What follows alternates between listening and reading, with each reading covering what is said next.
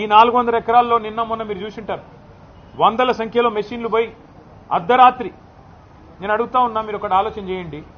శుక్రవారం, శనివారం, ఆదివారం, ఈరోజు సోమవారం రంజాన్. ప్రభుత్వానికి తెలిసి 4 రోజులు కోర్టుకు సెలవులని. అందుకే ఇబ్బడి ముబ్బడిగా మెషిన్లను పంపి వందల సంఖ్యలో పోలీసులను పెట్టి అడ్డం వచ్చిన పిల్లలను ఇష్టం వచ్చినట్టు కొట్టి వాళ్లను ఆడపిల్లలను చూడకుండా బట్టలు చింపి ఒక దుశ్శాసన పర్వానికి తెరదీసి ఇంత అరాచకం ఏదైతే రేవంత్ రెడ్డి ప్రభుత్వం చేస్తున్నదో, మరి అక్కడ పక్షులు, అక్కడ నెమళ్ళు కేకలు పెడుతున్నాయి, గొంతు చించుకుంటున్నాయి. మాకు జరుగుతున్న ఈ అన్యాయం మీకు కనబడతలేదా, వినబడతలేదా అని చెప్పి రోధిస్తున్నాయి, ఏడుస్తున్నాయి.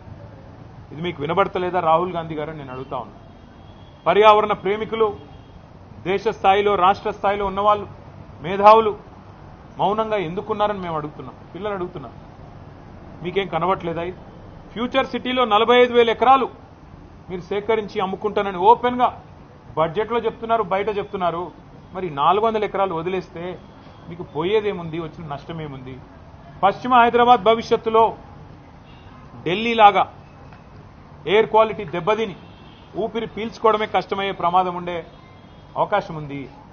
మీరు ఈ 2,400, 2,500 ఎకరాలు ఇట్లే ఉండనిస్తే సెంట్రల్ యూనివర్సిటీ కింద అది బ్రహ్మాండంగా మరి మనకి ఇక్కడ లంగ్ స్పేస్ లాగా కూడా ఉపయోగపడుతుంది, ఒక విశ్వవిద్యాలయానికి కూడా ఉపయోగపడే అవకాశం ఉంది.